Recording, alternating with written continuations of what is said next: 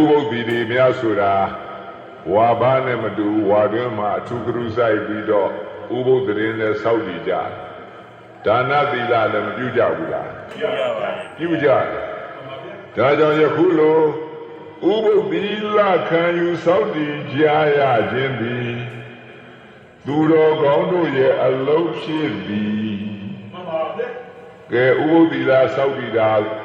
သူယုံမှာအလုပ်လားသူတော်ကောင်းအလုပ်လားသူယုံမှာဆိုရင်လုံနိုင်မှာမလား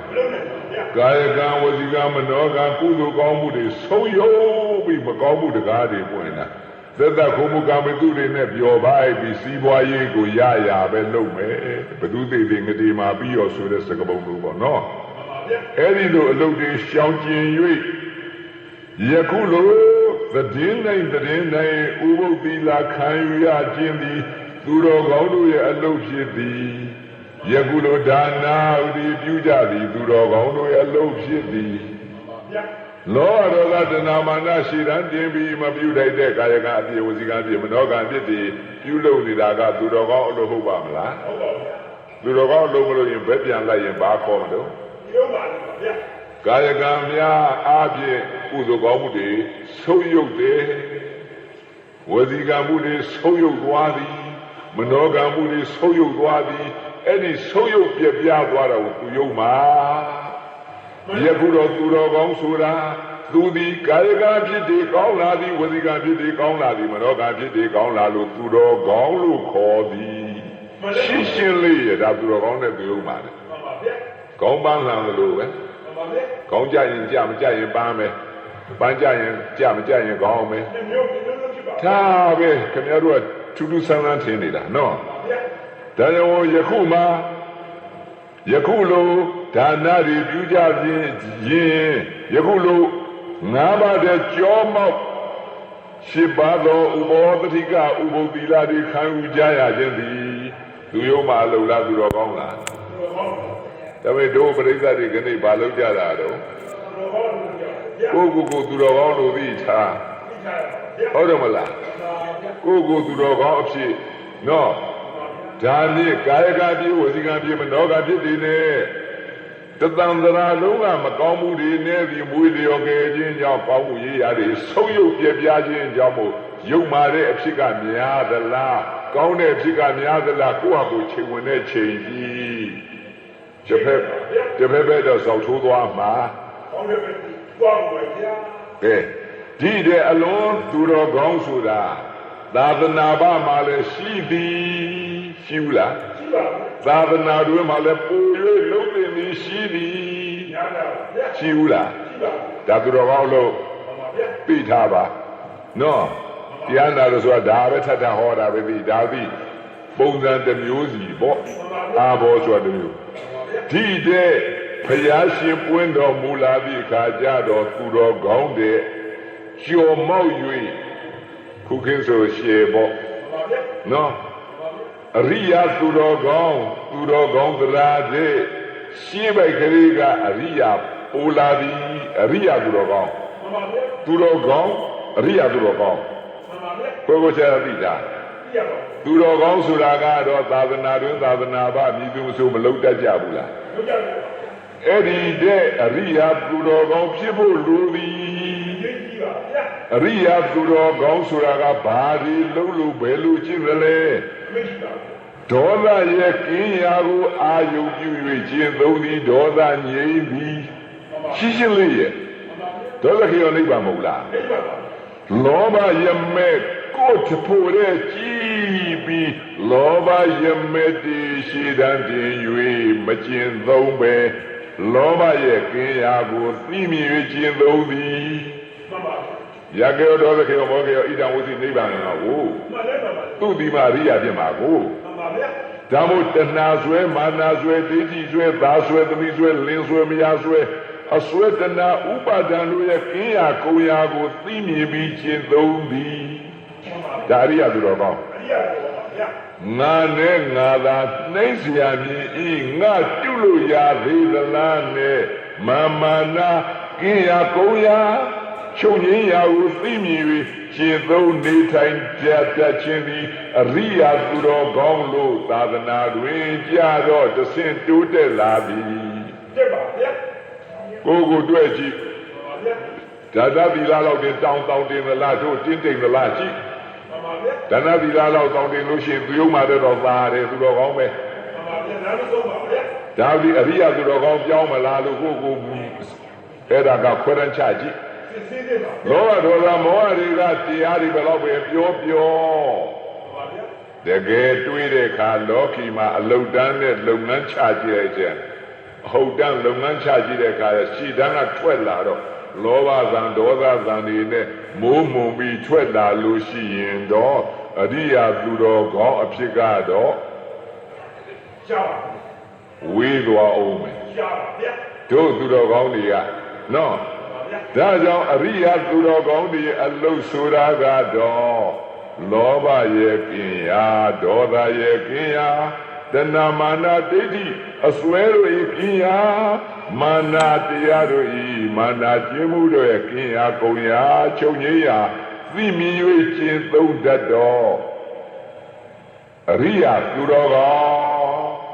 အရိယာဆိုတာလောဘတွေဖြူစင်သည်ဒေါသတွေဖြူစင်သည်မောဟတွေဖြူစင်သည်တဏမာနဒိဋ္ဌိတွေဖြူစင်သည်ဖြူစင်တာကအရိယာကောင်းတဲ့အမှုတွေလုပ်တာကသူတော်ကောင်းတပုတ်ပေါင်းတော့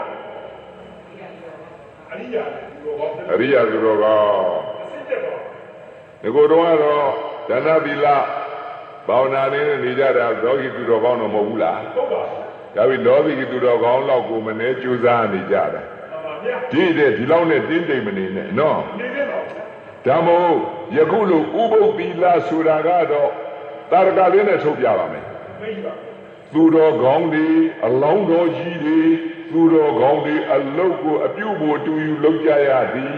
လုပ်ကြရ950တဲ့ပါပါတယ်နော်အဲ့ဒါကသူတော်ကောင်းရဲ့အလုတ်ခေါ်သည်ဒါနသည်သူတော်ကောင်းတို့ရဲ့အလုတ်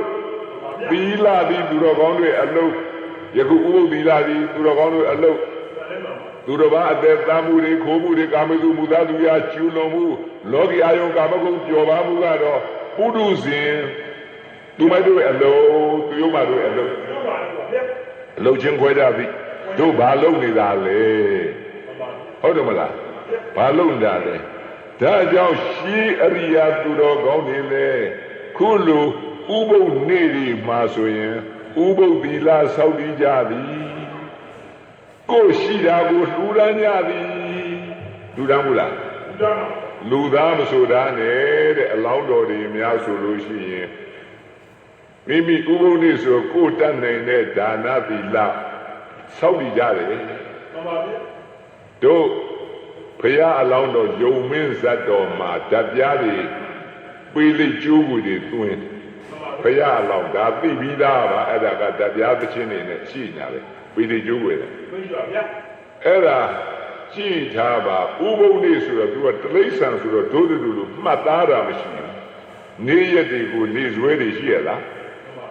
1360နဲ့9ခုနှစ်ဝါကောင်လာဆန်း10ရက်ရောက်ပြီဒါဝါကောင်လာဆန်း15ရက်ရောက်ပြီနဲ့ဒီလိုသူတို့မှတ်သားလို့ရရဲ့လား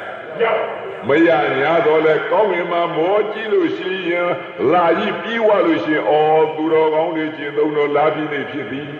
လာကြီးပြောက်ခွင့်ရင်လာခွင့်နေဖြစ်ပြီဘုဘုရင်စောက်တည်တယ်စောက်တည်ဘူးလားအဲ့ဒါဖြံကငကျင်းသားဆိုတဲ့ဖြံကတော့ဟုတ်တယ်မလားမြောက်ကြီးကသူ့ပြားလက်ဖို့ကြီးတွေလှူတယ်ကျက်တူကြီးများလည်းသစ်သီးတွေလှူတယ်ယုံကတော့သူစားတာကမြက်ဒီကဲယဟန်နေအစားအလုံးဟုတ်ကဲ့လားမဟုတ်ဘူးငါဥပုပ်နေသည်ဥပုပ်သီလဆောက်ပြီးမယ်ငါသည်ငါစားတဲ့မြက်ကတော့မြေစာမြက်ကတော့သူတော်ကောင်းတို့စားတဲ့အလေးမဟုတ်ဘူးသူတို့ကမြက်စားပုဂ္ဂိုလ်မရမဟုတ်ဘူးငါကအဲ့ဒါကြောင့်ငါအသားတော့သူတို့အလွန်ကြိုက်ကြတယ်ဆိုပြီးတော့မီးပုံကြီးပုံပြီးတော့ခုံချပြလိုက်တယ်တဲ့ကျွန်ုပ်အသားကိုဖုတ်ကင်းရေးစားတော်မူပါလောအသက်တော်မှာလူဘူးလားသူတော်ကောင်းဘာသူတော်ကောင်းတို့အရိယာမဖြစ်သေးဘူးယုံကအရိယာဖြစ်ပါမလားမမှားနဲ့အိုး တို့ပြိဿကြည့်ကြယုံလာပြီသူတော်ကောင်းကဲမြောက်ကလည်းပြားလို့နေဆိုတော့သူတော်ကောင်းမဟုတ်လားအဲ့ဒီလိုပေါ့အဲ့ဒါကြောင့်မို့သူကအရိယတရားမပါနိုင်သေးဘူးလောဘဒေါသကိအောင်တတ်နိုင်ရလားဒါနသီလတော့မပြုဘူးလားပြုတယ်ဘာသူတော်ကောင်းလို့သူတော်ကောင်းသက်သက်အဲ့ဒီတည်းနားလည်အောင်တို့ပိစုပောဒရသုတ်တံပို့ရှင်းတယ်နော်ဒါလည်းကြားဘူးပါလိမ့်မယ်ကြားဘူးသည်ဤမျိုးမျိုးသည်ပေါ့တို့ပိစုပောဒရသုတ်တံ950မှာလာတဲ့အတိုင်းတို့ကြည့်ထားသူတော်ကောင်းအလုပ်တို့ဖရာအလောင်းတော်သည်အဲ့ဒါအင်္ဂတေမကရတိုင်းတို့ကာတိကတိုင်းတို့အုပ်ချုပ်တဲ့ဘုရင်အဲ့ဒါကနေထီးနှံစီးသိစွန့်သွားနေကမသောတော်ထွက်အဲ့ဒါအင်္ဂတိုင်းမကရတိုင်းတို့အဲ့ဒါကမကရတိုင်းတို့အင်္ဂတိုင်းတို့ကာတိကတိုင်းတို့ဤအဆုံးတော်ကြီးကလည်းကြီးမားတယ်ယခုမြန်မာပြည်တော်ကြီးမားတာကတော့တို့အလောင်းတော်ကသဗ္ဗတော်ကြီးဟာတော်ကြီးကြီးမားတယ်အင်းကြီးမြိုင်တော်ဆိုအင်းကြီးမြိုင်ဟိုဘက်ကဝါတော်ဆိုဝါတော်အဲ့ဒါပြည့်တဲ့မြန်မာပြည်မှာအကြီးဆုံးရှမ်းပြည်ပိုင်းကခုဘုန်းကြီးတော်တော်ရောက်တယ်သိမကြီးတော့ဘူးအဲ့ဒီမှာတော်ကြီးတယ်စင်ရီကြားအောင်ရှိတယ်စင်ရီကြားတွေရှိတယ်ကြားမျိုးဆိုတာ10မျိုးရှိတယ်2မျိုးနဲ့ရှိရတယ်တဲ့နိုင်ငံတော်ကသူ့ဒေသလောက်တာနောက်ဟိုကော့ပေါင်မှာကြီးတယ်တော်ကြီးတယ်မြန်မာပြည်ကဒါကြီးတယ်အဲ့ဒါတဲ့ကဘာရဲကအာဖရိကမှာအကြီးဆုံးပဲတဲ့ဒါကဘာကုဒေသနာကဒါဘုဟုတ္တပိုင်းပြောတာအဲ့ဒါတော်ကြီးတယ်ဒါမို့တို့တော်တောင်ကမကြီးပါဘူးတို့ဒီရွှေသာလျောင်းတောင်တော်ကဓာပင်လေးတွေယခုဗရောက်ပင်အများဆုံးပေါက်ဟိုတုန်းကတော့ခွေးသားသစ်လေးတွေဗာလေးတွေတော့မှရှိတာသေးတယ်အဲ့ဒါတော်ကြီးမွေဟောက်တင်ဗာဒီတွေရှိဘုန်းကြီးတို့ဝိခါစားတော့ခုတော့ဘာကောင်းမှရှိတော်လေးတော့ရှိပါသေးရဲ့ဒီပြင်တောတောင်တွေတောင်ကရုံးဖြစ်တာနဲ့စားတော့တော်လေးရှိဘုန်းကြီးတို့ဒီဘက်ကစောက်ရှောက်တယ်ထိမ့်သိမ့်ယခုလည်းအင်္ဂါတိုင်းမကရတိုင်းကာတိကတိုင်းတို့ဤအဆုံးတော်မှာသူရဲ့ထီးနဲ့စီစိမ်ကိုစွန့်၍တို့ဖရာအလောင်းတော်တော်ထွက်နေကမသောတော်ထွက်၍ယသိတို့ဤကပန်းစံအကျင့်ကိုကျင့်သည်ရသလားရသေးပါဘူးဒါဘာအလုပ်တော့သူတော်ကောင်းအလုပ်လောဘရဲ့ကင်းရာဒေါသရဲ့ကင်းရာမာရဲ့ကင်းရာတော့မြင်မလားမြင်မလားမမြင်သေးဘူးသိတာအလောင်းတော်ကြီးညိုစရာကောင်းတယ်ဒါလောဘဒေါသကင်းရင်သူအရိယာဖြစ်သွားမှာပေါ့မရှိသေးဘူးဤကဲ့သို့ယသိကကျောင်းသင်္ကန်းတွေတကွာသူတော်ကောင်းတို့ဤယသိသူတော်ကောင်းတို့၏အလုံးနဲ့ရှင်းသုံးသည်နာမည်ကြီးတယ်နာမည်ကြီးလေတော့တို့ကြည့်ထားယသိဤကျောင်းဤအနီးအပါးမှာကြီးစွာသောတောင်ပေါ်ကြီးမှာမွေငန်းကြီးကလည်းရှိသည်မွေငန်းကြီးကရှိတော့ဒါလည်းအလောင်းတော်ပဲတဲ့မွေငန်းကြီးဆိုတာမွေတို့မြည်ပြီးဒေါသအမျက်ကြီးတယ်ချီးလိုက်ရတ िश ူးရှဲပေါက်ရှင်နော်အဲ့ဒါနဲ့မွေငန်းကြီးကတတိတံကရပြီဩခဏိမှလာကြီးမော့ကြည့်ရင်လာပြီးနေပါလားလာကွယ်ပြောင်းရင်လာကွယ်နေပါလားလာပြီးသားကွယ်တော့သိတယ်ရှင်းရတော့မသိဘူးနော်ဤကဲ့သို့14ရက်ပက္ခ15ရက်ပက္ခတို့လာပြီးလာကွယ်တော့ဥပုသ်တင်စောက်တည်မှန်ပါဗျာယသိကြောင်းသွားပြီးဥပုသ်တင်စောက်တည်သည်ယသိကြောင်းမှန်ပါဗျာပါလေသူတော်ကောင်းပါဗျာမွေဖြစ်တောင်မှဥပုသ်မစောက်တည်ဘူးလားပြီးပါဗျာခင်ဗျားတို့ကလူလားမွေလားမှန်ပါဗျာလူဖြစ်တာနဲ့ဥပုသ်မှာမစောက်တည်တိုင်းရင်မွေလောက်မှတန်ဖိုးရှိပါဗျာတန်ဖိုးမရှိတာကြာကိုယ်ကိုခွဲတန်းချကြည့်ဤကဲ့သို့မွေကြီးကဥပုသ်ဆောင်မွေငန်းကြီးကဥပုသ်တင်စောက်တည်တော်ယသိကမေးအသင်မွေငန်းကြီးငါယသိထံ၅ပါးတည်းကြော်မောက်ယခုဥပုသ်သီလစောက်တည်တာဘာအတွဲလဲပြီးပါဗျာဩဥယသိ ကျွန်တော်မျိုးတို့မွေတို့ဒီအမြဲအမတန်ဒေါသအမြဲကြီးတယ်ထိလိုက်တဲ့ဆိုရင်ကိုဒေါသကရှည်တန်းတက်လာတဲ့အသိဉာဏ်မအုပ်မိဘုရားရှင်ကြတော့ကြည်ထားဉာဏ်တော်ရှိသွားရှိတယ်တဲ့စိတ်တော်ကနောက်လိုက်ဘာအရာရာမျိုးစိတ်တော်ကနောက်လိုက်ဉာဏ်တော်ကရှိသွားရှိမှန်ပါဗျာပုရုဇဉ်တို့ဒီစိတ်ကရှိကသွားပြီးမှဉာဏ်ကနောက်မှတံဝေကရပြီးမာဖို့အတီးနဲ့ဖြစ်ကြတယ်ကျိုးရတယ်ပါဝါဘူးလားဝါပါအဲ့ဒါကဉာဏပုပ္ပိကမဓမ္မလို့ဖွင့်ဉာဏ်ရှိသွားရှိတယ်ဘယ်အရာမျိုးဆိုဉာဏ်ရှိသွားမရှိပဲဆွမ်းစားခြင်းခရီးသွားခြင်းကြီးခြင်းနဲ့ဆွမ်းတယ်မှာဉာဏ်ရှိသွားရှိတယ်ယခုတော့တရားမသိတဲ့ပုရုဇဉ်ဆိုတာဘာပသမေရမတိမနောစိတ်ကရှည်တန်းသွားသည်ပြီးမှပဲနောက်စိတ်ကမာပြီးနဲ့သံဝေကဖြစ်ကြတာနောင်တဖြစ်ကြတာနောင်မတယခုမွေငန်းကြီးကလည်းအသင်ဘယတိဥယတိရဲ့ဆရာယတိကျွန်ုပ်သည်အမျက်ကဒေါသကြီးတို့ဒေါသငြိမ်းခြင်းလို့ဥပုသ်တည်းဆောက်ပြီးပါသည်ဒေါသငြိမ်းခြင်းရှာတယ်ဒေါသငြိမ်းကြောင်းတော့သိရလားမသိဘူးနော်ဥပုသ်တည်းဆောက်ပြီးတော့သူတော်ကောင်းတော့မဟုတ်ဘူးလားသူတော်ကောင်းပါဘာပြုလို့သင်ဒေါသကဘယ်လိုကြီးခဲ့သလဲမွေငန်းကြီးဒါရကမွေငန်းကြီးဘယ်လိုကြီးခဲ့သလဲမှန်ပါကျွန်ုပ်ရဲ့တောင်ပေါ်ကြီးကကြီးတယ်တောင်ပေါ်ကြီးကကြီးတော့တနေ့ကျမိုးချိတ်တယ်လို့တဲ့မိုးများချစ်ချုံတယ်လို့ပဲ့တင်သာခတ်တယ်လို့တစ်ချိန်ချင်းမြည်တော့နားပွင့်ကွဲမတတ်ပဲတဲ့ကျွန်ုပ်တောင်ပေါ်ထဲမှာအိပ်ပျော်နေတယ်ခွေပြီးအိပ်ပျော်နေတဲ့ကတစ်ချိန်ချင်းကြီးမြည်တန်ကြတော့နားပွင့်ကွဲမတတ်ကြတော့ဘာလိမ့်လဲဆိုတော့တောင်ပေါ်နန်းကထွက်လာတော့သေနွားလာဥဒ္ဓဖကြီးကဂျိုသွေးကြတယ်ညူတူခုံပေါက်၍နွားကြီးတွေဆိုတာလဲတောင်ပေါ်ကြီးတွေပြီးဂျိုသွေးနေတာကို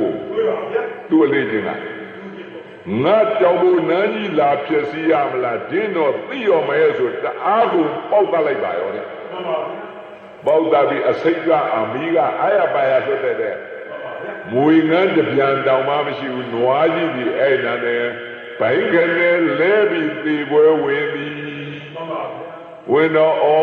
ငါသည်ဒေါသအမျက်ကြောင့်မရှိမဆိုင်သူခမည်းပျော်ပါ၍ဂျိုသွေးတာငါသည်ဒေါသအမျက်ရှိတန်းတင်၍ကြည်ပုတ်သမီးပြီငါသည်မာပြီ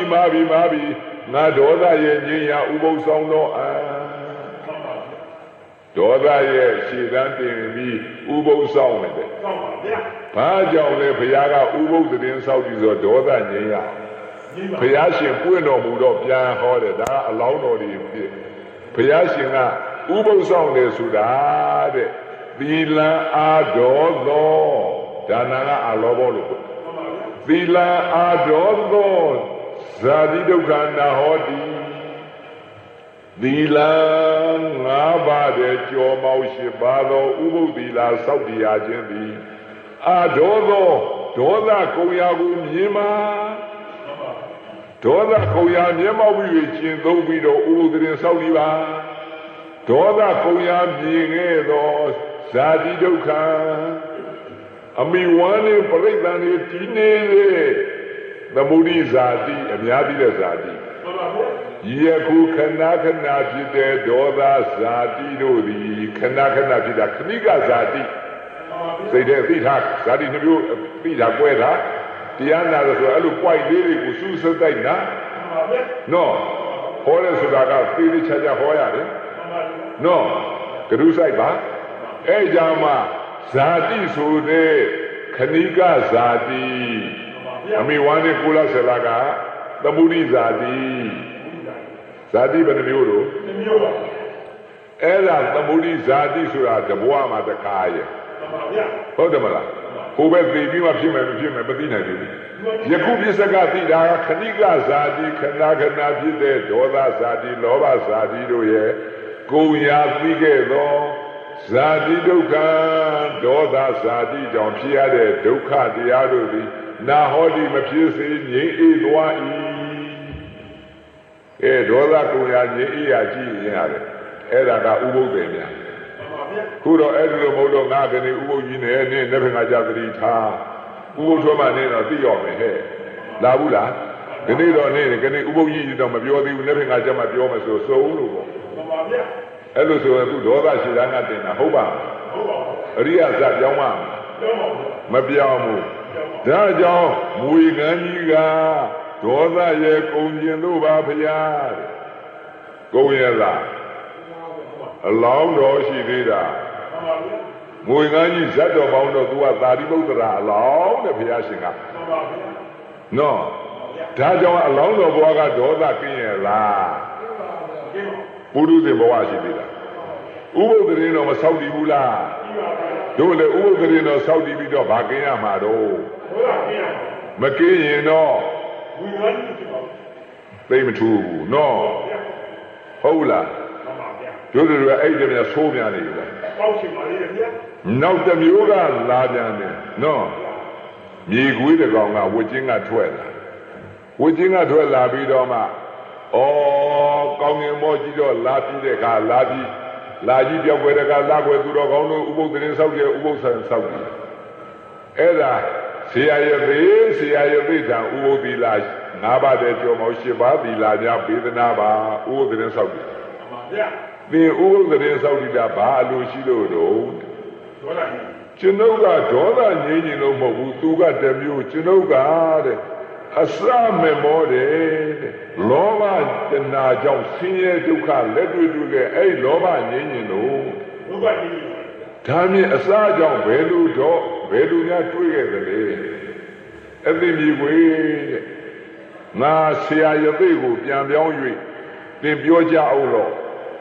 သင်ကအစကြောင့်လောဘရမဲ့စုံမဲ့ပြီးဆင်းရဲကဘယ်လိုတွေးခဲ့တော့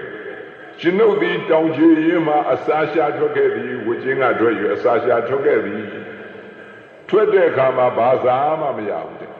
ရပြန်တော့ကြီးစွာသောဆင်ကြီးတွေ့သည်ဆင်ဒီကောင်ကြီးတွေ့တော့ဆင်ကြီးကိုတည်းရှောက်ပြီးနှာမောင်းကြိုက်ကြည့်တော့လည်းကြိုက်လို့မရဘူးသူသွားမပေါက်ဘူးအဆွဲဆိုလည်းမာလိုက်တာတဲ့ချင်းချောင်းကြီးပဲကြောက်ခဲကြတယ်အဆွဲလည်းကြိုက်လို့ရတယ်အမီးဆန်တွေရောခြေရောက်တွေရောနာရံတွေရောကြိုက်လို့မရနောက်လျှောက်သွားရှာလိုက်တဲ့ကဟိုရှာစီရှာတော့အမီးအောက်ကစိုးဝသွားတူစိုးဝကပြော့တော့အဲ့ဒါကြိုက်ဖောက်လိုက်တော့စိုးဝကကျေသွားကျေသွားတော့စင်ကြီးရဲ့ဝမ်းတွင်းကိုစိုးဝကနေတိုးကြည့်ဝင်သွားအတွင်းနဲ့ရောက်လေတော့ငါဒီဟန်ရလိုက်လေ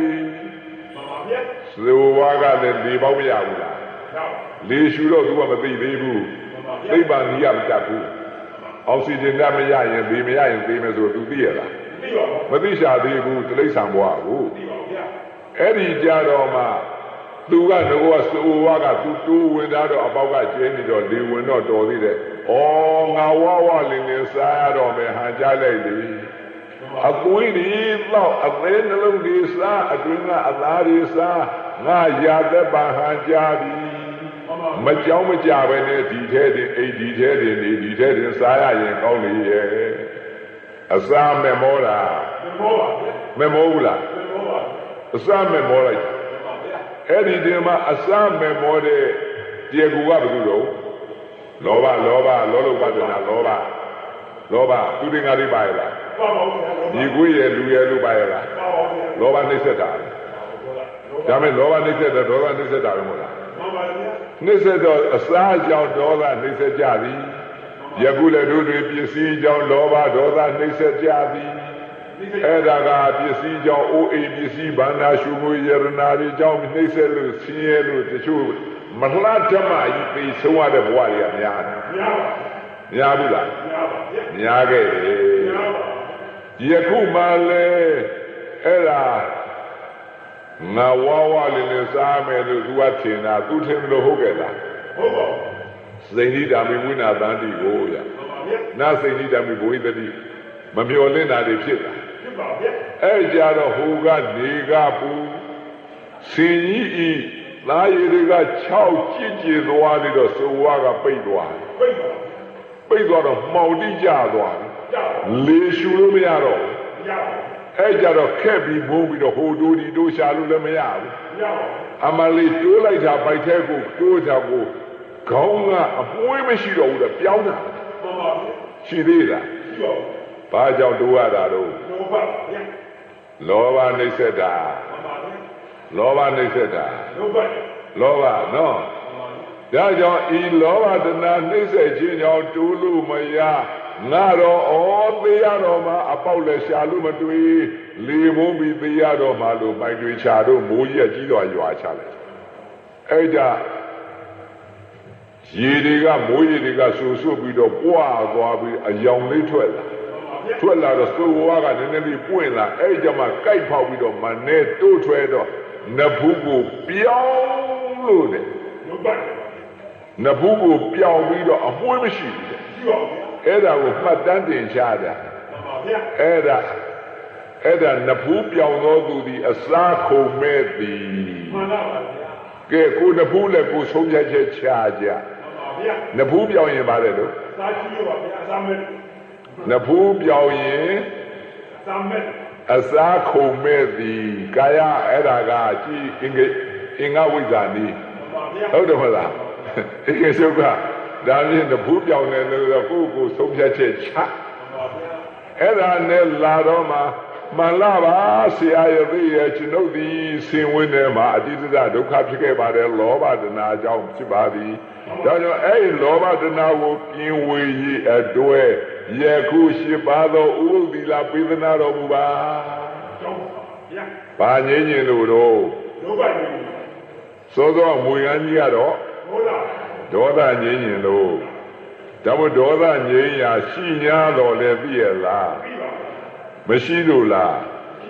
အဲ့ဒီလိုတိရစ္ဆာန်ဘဝဆိုတာကမဲ့ဖို့ကိုဖီလာကန်းလိုက်ကြီးသွားသည်ဒါကိုတိရစ္ဆာန်ခေါ်တယ်မသိနိုင်ဘူးတို့လူဘဝဆိုတာသိနိုင်သည်ပြောပြမဲ့သူကရှိသိနိုင်တယ်သဗ္ဗုဒ္ဓိရတန်သေးဝဆရာကောင်းပြောပြသိတယ်တဲ့နောက်တစ်မျိုးကလာပြန်တယ်ခိုလေးကခိုကလာပြီးတော့အပူတွေ့လာသောကပရိဒီဝတွေ့လာတော့ဆရာရသေးကျွန်ုပ်ကိုခဏလာပြီးလာွယ်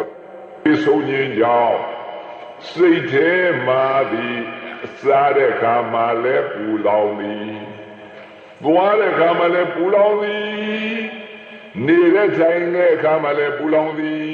အိတ်တန်တက်တဲ့အခါမှပူ၍ဆိုးသည်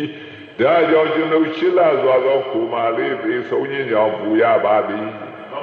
နေအောင်ကွယ်မင်းခုမာလေးကဘယ်လိုနေလဲကျွန်ုပ်တို့ဆရာရသေးဤကြောင်းသင်္ကန်းတစ်ပေဝါယုံပေါ်မှာရှင်းလာစွာသောခုမာလေးနဲ့ကျွန်ုပ်သည်ကျွန်ုပ်ဇနီးမယားခုမာလေးနဲ့ပေါင်းသင်နေရသည်ပေါင်းသင်ပြီးနေတဲ့အခါမှာဟိုတော်မြိုင်လေတဲ့ကသူများအသက်နဲ့အသက်မွေးဝမ်းကြောင်ပြုနေတဲ့သိန်းစိုးငရဲတကောင်ကပြန်ဝဲလာပြန်ဝဲလာသိန်းစိုးနဲ့ပြန်လာတယ်ဆိုတော့ကျွန်ုပ်တို့ကြောက်အားနဲ့လှည့်ပြန်လိုက်တာတဲ့ကျွန်ုပ်ကတော့လွတ်သွားပါရဲ့ခိုမာလေးကအားပြောပါသဖြင့်မလွတ်ကင်းမနဲ့တအားကိုလေုံစီထိုးထုတ်လိုက်တာသိန်းစိုးနဲ့ရချီကြပါသွားတော့အမလေးခိုမာလေးလွတ်အောင်ယုံပါဟဲ့လို့တတိပေးကြတော့လဲယုံနိုင်ရှာရလားယုံနိုင်ပါမယုံနိုင်တော့ကောင်းငင်ရမဲ့မြေကြီးတောင်မကြဘူးတဲ့ကောင်းငင်ရကုတ်ခဲပြီးတော့ပြန်ဝဲရင်စားသွားတာအမွေးအတောင်လေးသာကြွကြသွားတော့မျက်စိအောင်ပျောက်ချင်းမလားပျောက်၍နှုတ်ဤချစ်လာစွာသောခူမာလေးသေဆုံးသွားခြင်းကြောင့်သောကပရိဒေဝရီရောက်ပါသဖြင့်ဒီသောကကင်းဝေး၏အတွေ့ဆရာရသေးဥပုသ္တိလာပေးသနာတော်မူပါဥပုသ္တိလာသူတော်ကောင်းအလုပ်တော်မဟုတ်ဘူးလားဟုတ်ပါဗျာဘာကြောင့်စောင့်တာတော့ဟုတ်ပါဗျာဒါပေမဲ့ဒီသောကဘာကြောင့်ဖြစ်တာလဲလို့သူအကြောင်းကျိုးတွေသိရလားသိပါဘူးဘာဘဝတော့ခိုးဆိုတာလူလားတိရစ္ဆာန်လားတိရစ္ဆာန်ပဲသိမတော့ဗျာဒါပြီးအလောင်းတော်ရှင်နုဒအလောင်းတော်လို့နောက်မှဇာပေါင်းတော်ပြအလောင်းတော်ဘဝပြီးတိရစ္ဆာန်ဘဝသိရလားတို့တွေလည်းကိုအထင်မကြီးနဲ့မသိရင်မသိတာပဲဒါပြန်ဖယားရှင်ပွင့်လာမှ သင်တို့သည်သားအတွက်သမီးအတွက်လင်အတွက်သေချေပြည့်စည်ကြတဲ့ညာတိပြဒနာသေဆုံးတဲ့သောကရောက်တာလူတိုင်းရောက်ကြသည်လူတိုင်းပူဆွေးကြသည်ရင်ဝရိုက်တိမြေကြီးမှာခိုးသပင်ကိုဆွဲလူလည်းဖြစ်ပုံပရိဒေဝဒုက္ခမျိုးစုံဒီမှာလူယူကြပုံလို့မြေလူမင်းသားဖြစ်တာတော့သင်တို့သိကြတယ်ခံစားကြတယ်ကွခံစားဘူးလားမြေလူတာတော့သိကြတယ်တဲ့အကြောင်းအကျိုးကိုတော့သင်တို့မမြင်နိုင်ဘုရားရှင်ပွင့်လာတော့အဲ့ဒါကဟိုသေးဆုံးသွားကြသည်ယခုခုမာလေးကောင်းငင်ရံနေမျက်စိအောင်အပွေတောင်တွေကျွတ်၍ပျောက်ချင်းမလားပျောက်လို့သေဆုံးသွားလို့သောကရောက်တာတော့သိသည်ယင်းတို့နဲ့အကြောင်းကဆွဲလန်းတဲ့တဏှာပေမကြောင့်သောကတွေရောက်တယ်လို့သိသလားသိပါဗျာအချမ်းနဲ့ဒီကိုခဲစားတော့သူမြင်မှာပေါ့သောကရောက်သလားယခုတော့ငါရဲ့ချစ်လာစွာသောဇနီးမယားခုမာလေးသေစွာရှာပြီးတော့ပူဘူးလားပူပါဘူးမအိတ်နိုင်မစားနိုင်ဘူးဒီဒါကြောင့်ဆွဲလန်းတဲ့တဏှာဥပါဒံကြောင့်တဏှာပြင်းထန်ဥပါဒံဒီမှန်ပါဆွဲလန်းတဲ့တဏှာဥပါဒံကြောင့်သောကတိဖြစ်သည်ဒါကြောင့်ဘုရားရှင်ပွင့်တော်မူကြောမှာတဏှာယဇာတိသောကောဒီစကားလေးသိဖို့ရာကို၄သင်္ချီ၈သင်္ချီသင်္ချီ20ကဘာသိမ့်ပါတူဖြည့်ကျင့်လာတယ်ဗျာတဏှာယဇာတိသောကောတဏှာယဇာတိဘယံတဏှာယဝိပ္ပမုဒ္ဒတာနတ်စီသောကောကုရောဘယံတဲ့တဏှာယဆွဲလန်းတဲ့စိတ်တဏှာကြောင့်ငါသားရဲ့ငါသမီးရဲ့ငါလင်ရဲ့ငါမယားရဲ့ငါရှင်းလာသောခုမာလေးရဲ့လို့ဆွဲဘူးလားဆွဲလန်းတဲ့တဏှာကြောင့်သောကောတင်အောင်မြင်အောင်ပူလောင်ဓာမြင်သောကဆိုတဲ့စိတ်တွေတို့ဒီဇာတိဖြစ်ဖို့လာရသည်ဒါပုဂ္ဂိုလ်နဲ့သားရဲ့မယားရဲ့တချို့ကပစ္စည်းဆွဲလန်းတော့ရေဘေးမိဘေးခိုးသူဘေးမချင်နေတော့သူဘေးကနေပစ္စည်းလို့ရှိရင်ငါပစ္စည်းတွေဆုံးပြီးနဲ့သောကရောက်ဘူးလားရောက်ပါအဲ့ဒါပစ္စည်းပေါ်ဆွဲတာဆွဲပါဗျာအဆွဲတူတူပဲသာသမီပေါ်ဆွဲတယ်ဥအိမ်ဆွဲတယ်လင်းနဲ့မယားနဲ့ဆွဲတယ်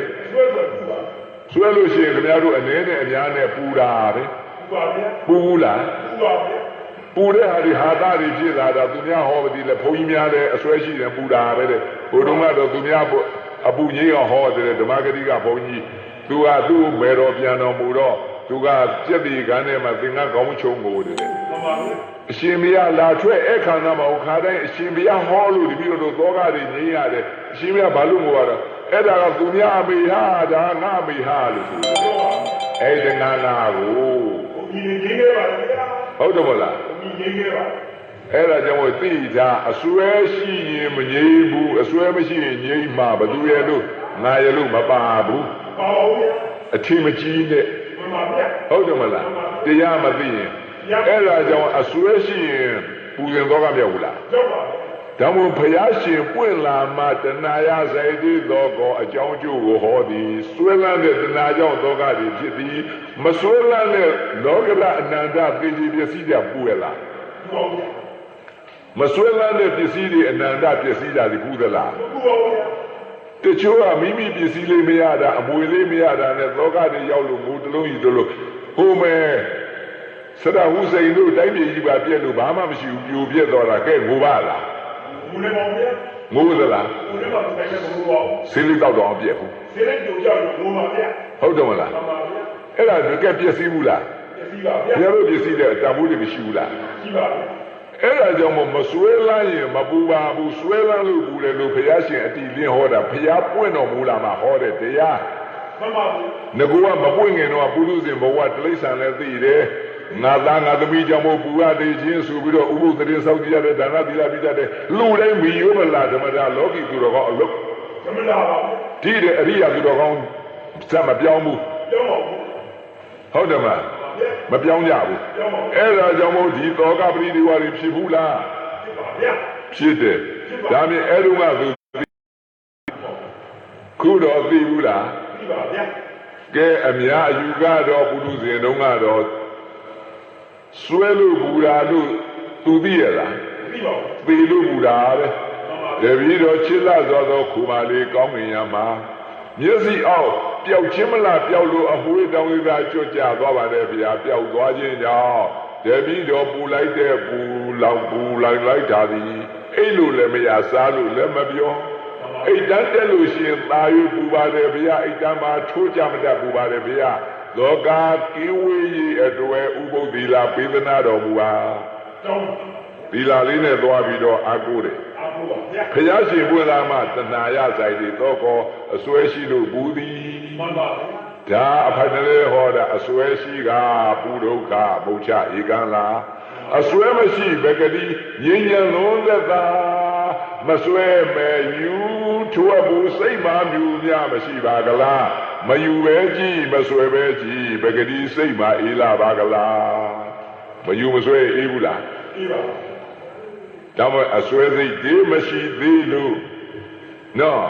အစွဲစိတ်ဒီမရှိသေးလို့အဖြစ်အေးလို့ငြိမ်းကနေအစွဲစိတ်တွေမရှိအေးဘူးလားအေးပါဗျာ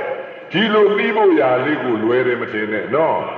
ဖြစ်ပေါ်လာအောင်ထူထောင်ပေးကပူလောင်ရေးလို့မှတ်ပါလေဖြစ်ကြပါဗျာပူလောင်ရေးတယ်မို့လားအစွဲစိတ်တွေအပူမထည့်နဲ့ငကိုရှိကသုဒ္ဓဘီသုဒ္ဓစကံသုဒ္ဓနာ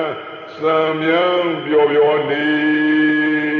လို့ဘုန်းကြီးတို့ရေးစပ်ပြီးကဲသုဒ္ဓစကားနဲ့နေအေးဘူးလားအေးပါဗျာအဲ့ဒါမှချမ်းသာမှဒီပြင်ကတော့သွားချမ်းသာလို့မရဘူးရပါဘူးအဲ့ဒါကမသေးခြင်းတဲ့လူကအသူတရားနဲ့တဲ့၆ကဘာခုံချမှားသည်တကယ်လို့လေမှန်ပါဗျာအဲ့ဒီလိုဒါအကြောင်းမို့အထင်မှားလို့ဘဲကလည်းငြိမ်းချောင်းမှာမဟုတ်ပဲမှန်ပါဘူးအဲ့ဒါကြောင့်သောကတွေဒါဘီမဲ့ဒုက္ခများသည်အဲ့ဒီဘွားကဥပုသ္တိလာလေးတော့စောက်တည်တော့သူတော်ကောင်းအလုပ်တော့လုပ်ရပါတယ်သောကကင်းတဲ့နိဗ္ဗာန်တိအောင်သိရလားသိပါဗျာဒါပေမဲ့မရှိလို့လားမသိတာလားမသိပါဗျာတို့ပရိသတ်တွေဓမ္မဥပမာလေးပြတို့တွေမရှိတာတဲ့မသိအရာထဲလေပြောတာဟဲ့မရှိတာတဲ့မသိတာကိုခက်တယ်နော်ပြောပါခက်ပုံလေးတင်ဟောတို့လက်တစ်ဖက်ကို9ကြောင်းနှစ်ဖက်ဆိုရင်10ကြောင်းဘယ်နှကြောင်းလို့10ကြောင်းပါဟောလက်ပန်းလေးတွေဆိုတဲ့တစ်ချောင်း30 10ကြောင်းဆိုတော့30လို့ပြောကြမှာလက်မချိုးကြည့်တော့ပြည့်ရလားပြည့်ပါဗျာအဲ့ဒါတော့မကြည့်ရင်မသိပါဘူးမသိဘူးရှိတော့မရှိဘူးလားရှိပါဘူးအဲ့ဒီဥပမာလေးနဲ့ပေးပြတယ်ယခုမှလည်းကြည်ထားပါဒီလောဘရဲ့ငြိမ်းရာဒေါသရဲ့ငြိမ်းရာလောကရဲ့ငြိမ်းရာတရားသည်ရှိနေသည်ရှိတဲ့အတိုင်းမသိကြဘူးသိပါဗျာဒါကြောင့်ဤအမျိုးမျိုးနဲ့ဆုံးမသည်လောဘဒေါသလောကဆိုတဲ့မကောင်းစိတ်ဒီမှန်သမျှယနေ့ကစ၍တတိထား၍ရှောင်လို့မရဘူးလားရှောင်လို့ရပါဗျာရှောင်ရောရပါရဲ့ဗျာတခါလေးဖြစ်လာကြတယ်ဖြစ်ပါဗျာဖြစ်လာပြန်တော့လည်းမမြဲဘူးမောင်ဖြစ်လာတော့ပြက်မှာပေါ့လို့ပြီးလိုက်ရုံရှိတာပေါ့ပြက်တဲ့မျိုးပါဗျာဟုတ်တယ်အဲဒါကြောင့်မဖြစ်သေးမီကအဖြစ်အေးတခုဟူသာယနေ့ကစ၍သတိကြက်ဆောင်အဖြစ်အေးရဆောင်နိုင်အေးဘူးလားအေးပါအေးရနဲ့ဆောင်တာအေးတာပေါ့အဲ့ဒီဘဝတုန်းကလည်းမသိရှာဘူးကဲဆွဲလန်းလို့ပူတယ်လို့သိရလားမသိပါဘူးအဲ့ဒါသူခိုမာလေးသေးလို့ပူတယ်လို့တော့မသိဘူးလားသိပါဘူးပူတာလက်တွေ့ခံစားရဘူးလားခံစားပါဘူးကိုလည်းသားသေးလို့မရသေးလို့လင်းသေးလို့ဆွေမျိုးညာကသေးလို့ငိုတာတွေလက်တွေ့တော့ခံစားရတယ်အဲ့ဒါငါဆွဲလန်းလို့ပူတာပါလားအဆွဲကြီးလို့ပူတာပါလားအဆွဲကြီးလေးမီးကြီးလေးပေါ့အဆွဲမရှိရင်မရှိဘူးပေါ့ဒါအဆွဲမရှိပကတိငြိမ်းချမ်းလို့သက်သာမဆွဲမယူထိုးဘူးစိတ်မှပြူပြမရှိပါကလားမယူပဲကြည်မဆွဲပဲကြည်ပကတိစိတ်မှအေးလာပါကလားအေးဘူးလားအဲ့ဒီတရားအာကိုဒီပင်တရားအာကိုလို့ရတော့ဒါပဲနောက်တစ်ခါလာပြန်တယ်နော်နောက်အဲ့ဒါဝဝဝင်ကြီးကလည်းဆေးရရသေးတဲ့ကျွန်ုပ်လည်းဥပုသ္တိလာသူတို့လိုပေးပါဦးဘာဖြစ်လို့တော့ကျွန်ုပ်ကလည်းအစမဲ့တဲ့ဝက်ဆိုတာအစမဲ့ဘူးလားအသားကြီးကတိုးတယ်တိုးရသားနဲ့အစမဲ့တော့ကျွန်ုပ်ဒီတဲ့စားနေကြဥယသိရဲ့ပတ်ဝန်းကျင်နာတော်တယ်မဲ့လွတ်ကင်းရကိုယ်စကြက်မစားဘူးတဲ့ဟိုးမဲတဲ့ကောင်းမွန်တဲ့တောင်သူလေသမားဦးကြီးများစိုက်ပျိုးထားတဲ့ကောက်ပဲသီးနှံတွေသွားနှုတ်သီးနဲ့ထိုးလန်စားတယ် ပြောင်းမှုကင်းနေလေအဲ့ဒါချိုးပြီးတော့အာဝါစားတယ်မြေပဲကင်းနေရောစားတယ်တောင်သူတွေကဒီဝကြီးဆိုးလာလေချင်းဆိုတော့ရွာသားတွေနဲ့ဝိုင်းပြီးတော့အော်ဟစ်ပြီးတော့ဒုံးနဲ့ပြစ်လိုက်တာကိုအဲ့ဒါခေါင်းကိုကွဲလို့နဖူးပြဲခဲ့ရပြန်ပြီအစားမဲ့ရင်နဖူးပြဲတာပဲဒါလည်းနဖူးပြဲတဲ့ဇာတ်ထုတ်ပဲ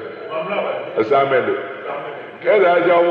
ကျွန်ုပ်စားနေကြအစာလေးနဲ့ယနေ့ကြတော့တန်တုတ်ကြီးပရမန္တနာရတာနဲ့ရောင်ရဲစားပါတော့မယ်ဥပုပ်တိလာသာပေးပါတော့တယ်ဝက်ကြီးကလည်းတောင်းဘူးလားတောင်းပါဗျာကဲအဲ့ဒါကတော့ကဲသူသည်လောဘတဏှာရဲ့ကုံရလောဘရဲ့ကုံရနိဗ္ဗာန်ရဲ့လို့သိရလားသိပါဘူးမသိတာမသိနာကတ္တဗအလောင်းနေဗျာစာတဲ့ကနော်အဲ့ဒါနဲ့ပဲခုကြည့်တာမွေငန်းကြီးရဲ့မြေခွေးရဲ့ခိုးရဲ့ဝက်ဝင်ကြီးရဲ့ဘယ်နှဦးတော့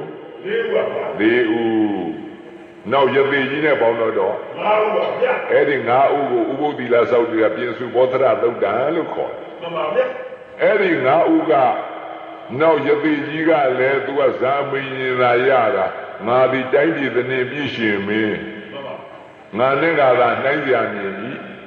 မာနခုခံလို့သူဒီပထဝီကတိနာဒေသောကတိနာအာဘောကတိနာနီလကတိနာပိဒကတိနာနဲ့ကတိုင်းတွေပွားများတော့လဲဇံမင်းရင်မရသေးပြီဘာကြောင့်မာနခုခံနေလို့မာနဗျာခုလေတရားသမားတွေများလည်းသိထားမဲ့ဘူးဒီတပြုံးမျိုးဘလောက်ပဲဟောညာတော့လဲမာနခုခံလို့ရှိရင်မရနိုင်ပြီရောက်မာနကိုလျှော့ပါ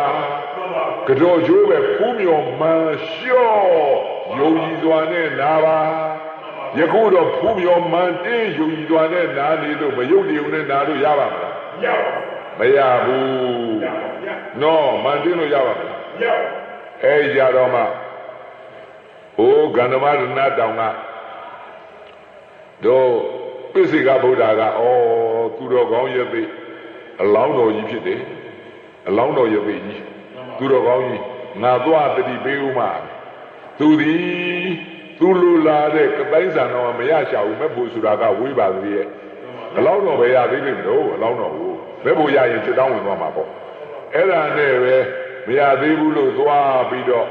ကောင်းကင်ယံကတတိပေးတယ်အသင်ယသိတဲ့အသင်သူတော်ကောင်းယသိသင်သည်ဇာပင်ရသလားတဲ့ရသေးဘူးတဲ့ရသေးဘူးသင်သည်မာနာလျှော့ပါငါသည်တိုင်းပြည်အုပ်ချုပ်တဲ့ဘုရင်ဟဲ့ငါသည်တောတလိษံဤတောင်မှငါရှိဥပုသ်ရင်ဆောက်တည်တယ်လို့သင်ကိုသင်သည်မာနာတက်ကြွနေသည်ကြည်စမ်းဒီယဟန်ပြက်ကငါမြမာနာလေးကြီးတယ်လေးပါလေးနဲ့ဒီငါဒီလိုပြောရမလားဆိုတော့သူ့မှန်တာပြောတာတောင်မှအနာဘောဒုက္ခသလိုခံရလားခံပါဘုရုတော်မာနာတို့တွေလည်းမာနာပြောတော့မခံခြင်းဘူးတဲ့မာနာပြောရင်ပါလို့မှားတာပြောတော့သာဆိုးတဲ့တဲ့ဘယ်လိုရမှာလဲမာနာပြောတော့မခံခြင်းတော့မှားတာပြောတော့ရောခံရင်ပို့ဆိုးမှာပေါ့ဟုတ်တယ်ဟုတ်လားတရားပြီးတော့မာနာပြောတော့မှန်လားပဲလို့ယောနိတော်နဲ့သုံးသပ်လိုက်မမှန်တာပြောတော့သူပြောတာဟုတ်သားပဲဝန်ခံလိုက်ကဲအေးဘူးလားဘလောက်ချိန်ရချိန်ကြတော့ဝလုံးနဲ့ဝလုံးလို့ချင်းသုံးတယ်အဲ့ဒီလိုခုတော့မဟုတ်ဘူးမှန်တာပြောတော့လည်းမကြိုက်မှားတာပြောတော့ပူ၍ဆိုသည်ဟုတ်ပါခုတော့ယသိကြီးကလည်းမာနာကြီးလို့ပိစိကဗုဒ္ဓတော်မခံဘူးမခံတော့ပိစိကဗုဒ္ဓကကောင်းငင်ရံကနေကြည်အထက်ကနေရပြီးတော့သူ့ဆံကျစ်ပေါ်မှာသင်သည်တဲ့မာနာမလျှော့ခဲ့တော့ဤငါကဲ့သို့ကောင်းငင်မှာကြည်မြေရှို့မှုပြန်သင်လိုလာတဲ့ဇံပင်မရဘူးလို့မှတ်ထားလော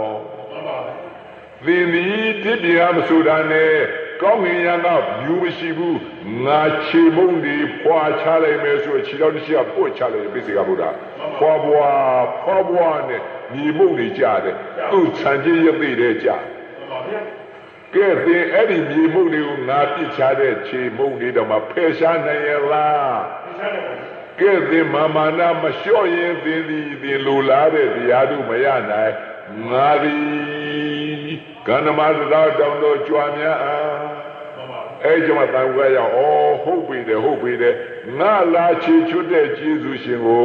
ငါမာနနဲ့ခုခံပြီးယနေ့ကစား၍မာနလျှော့တော့ကဲမာနကြီးလို့ရပါမယ်ရပါဗျာမာနဖြစ်တဲ့စိတ်အထင်ကြီးတဲ့စိတ်ဒါကြောင့်သူမာနကင်းစင်မှဇာမင်းရသည်ယခုလည်းမာနကင်းစင်မှနိဗ္ဗာန်မြင်သည်မာနမကင်းစင်ရပါမယ်ခုခံနေရပါမယ်အဲ့ဒီကြာမှယသိသည်တံဝေကရခြင်းငါသည်ယသိပြု냐တော်လဲမာနကြီးနေပြီငါအချင်းဒီဖြစ်လေစွာမာနဒီခဏကလျှော်တော့ကြည့်တာနော်ကိုယ်တဲ့အထက်ကကြီးတဲ့လူကိုသီးခံ냐တော့လဲအောက်တန်းသားသီးခံနိုင်ခဲ့အထက်ကယာတုဘုတ်ရှင်နဲ့ဖိထားလို့လားကြောက်ရွံ့လို့သီးခံရတာကိုအဲ့ဒါကသိမြင့်မြတ်တာမဟုတ်ဘူးအောက်တန်းသားကကိုယ်တဲ့အောက်ကလူကပြောတဲ့အခါသီးခံနိုင်မှမြင့်မြတ်သောသီးခံခြင်းလို့ခေါ်တယ်တဲ့မာနလျှော့တာကြားတယ်နော်စာပေတွေကဖွင့်နော်ထားပါတော့ပါဠိတော့မရွတ်ပါဘူးအဲ့ဒါကြောင့်ဤကဲ့သို့ငါမျိုးသားသည်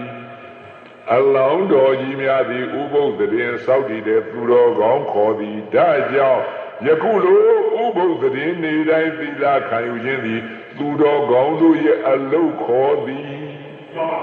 နော်သူတော်ကောင်းအလုတ်မဟုတ်လား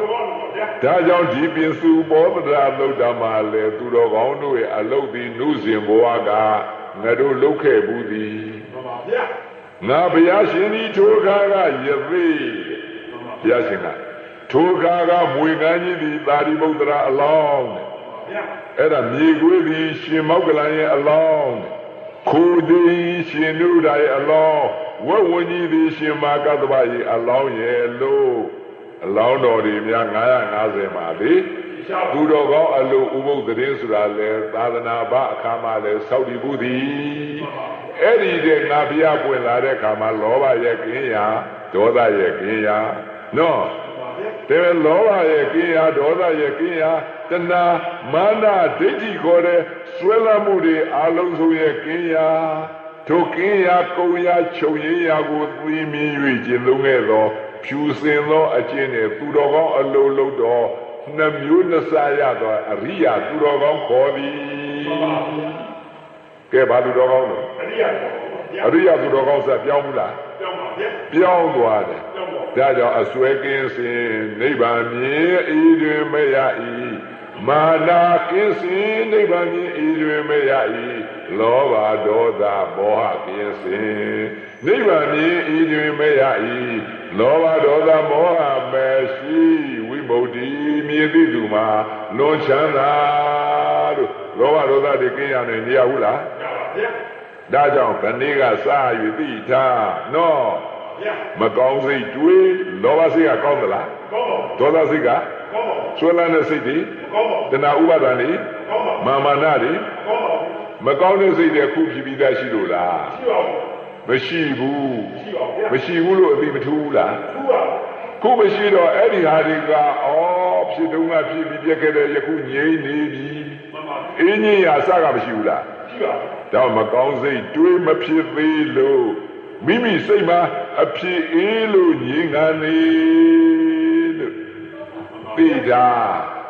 တဘာဝအတိုင်းစာကရေးပြီးမှထိရောက်တယ်မကောင်းစိတ်တွေဖြစ်မှမဖြစ်သေးပဲမဖြစ်သေးတော့မကောင်းစိတ်ကြောင့်ရမယ်လောက်ကြွားမှာဒီမရှိသေးလို့စိတ်မှာအေးလို့ငြိမ့်တယ်ဒါပေမဲ့ရေခဲရေအေးတယ်လို့ဗျာအေးရကွန်းနဲ့နေရတယ်လို့လားဟုတ်တယ်မဲ့အဆောက်အဦတွေကောင်းတဲ့ဂူကြောင်းတွေမှာအောင်းနေရတယ်လို့လားတဲ့ဒီလိုမထင်နဲ့ပူပင်သောကတွေမရှိတာအေးတယ်လို့ဝိသေသနာပုဂ္ဂထည့်ပြောတာနော်တကယ်ကတော့တန်တိလက္ခဏာဒီတိုင်းတိုင်းပါပဲဟောဒီလိုလေးလည်းမှားသွားတယ်လေတစ်ခါလေးပြောရတာအတိုင်းတိုင်းလေးပါနော်အဲ့လိုမှမပြောရနဲ့ကတွင်းကျင်ကလည်းသိမပြေလိုက်လို့ပါဗျာနော်ခက်ထားပါတော့အဲ့ဒါကြောင့်သိတာမကောင်းစိတ်တွေးမဖြစ်သေးလို့အဖြစ်အေးလို့ငြင်းကားလေမကောင်းစိတ်တွေမရှိတော့အေးဘူးလားအေးပါဗျာဒါမို့ယခုမရှိသေးတာတော့ထူထောင်ပေးမဖြစ်ဘူးလားဖြစ်ပါဗျာဖြစ်ပေါ်လာအောင်မကောင်းစိတ်တွေထူထောင်ပေးက စိတ်မှာပူလောင်ရေးလို့မှတ်ပါလေထူထောင်ပေးတော့ဖြစ်မှာပေါ့ဘယ်မှတတ်ဆိုင်ဘူးဟုတ်တယ်လားမကောင်းစိတ်တွေထူထောင်ပေးပါကပူလောင်ရေးလို့မှတ်ပါလေပူလောင်ရေးတွေဖြစ်မှာမကောင်းစိတ်တွေယနေ့ကစ၍အပူမထဲ့နဲ့ငကိုအရှိကသုံးတာပဲသိကြပါဗျာစင်ကြယ်ရဲနေတာမှန်ပါဗျာအဲ့စင်ကြယ်ရဲနေတာအရိယာသူတော်ကောင်းတဲ့ဟုတ်လားသုဒ္ဓစကံသုဒ္ဓလံမြင်စံယောဂီတွေဒါကြောင့်ယနေ့ကစ၍သုဒ္ဓစကံသုဒ္ဓနံစံမြံပြောနေလို့ကဲသုဒ္ဓစကံနဲ့ပြောကြီးနေရအေးဘူးလားအေးပါဗျာကဲအဲ့ဒီတရားနဲ့သာကျင့်သုံးကြပြီတော့နော်လောကီသူတော်ကောင်းရဲ့ကြော်မောက်တဲ့အရိယာသူတော်ကောင်းဇတ်ပြောင်းနေအောင်ကျင့်သုံးကြနော်ကဲယနေ့တော့ဤလောက်နဲ့ပဲတရားထုတ်အဆုံးအညီကိုသက်ကြပါစို့1365ခုဝါကောင်းလဆန်းရှိရဲ့အင်္ဂါလိနန္ဒခင်းဒီလာဝိတရားတော်ပေါ့နော်အဲ့ဒါနန္ဒခင်းတရားပွဲ၌ပင်စုဘောဓရာသုတ်တံဒေသနာကို950ပါတဲ့ကိုင်းသိကြပါ950ဇတ်တော်လာတဲ့အတိုင်း950ဇတ်တော်မဟာလို့လာတဲ့အတိုင်းပေါ့လေနော်950ဇတ်တော်မှာလာတဲ့အတိုင်းပင်စုဘောဓရာသုတ်တံကိုဟုတ်မှန်သောနာကြကြ၍နော်အစွဲပြေးရာကိုယ်ရာချုပ်ရင်းရာဖြစ်တဲ့သုဒ္ဓစကံသုဒ္ဓနံကိုကိုယ်တိုင်ဒိဋ္ဌသိမြင်ရ၍သိသလိုကျင့်သုံးပွားများနိုင်ရပြီလျင်ဤဘဝဤခန္ဓာဤသာသနာတွင်၌ပင်လျင်အရိယာသူတော်ကောင်းများဖြစ်ကြ၍ကျွတ်တန်းဝင်နိုင်ကြပါစေကုန်သတ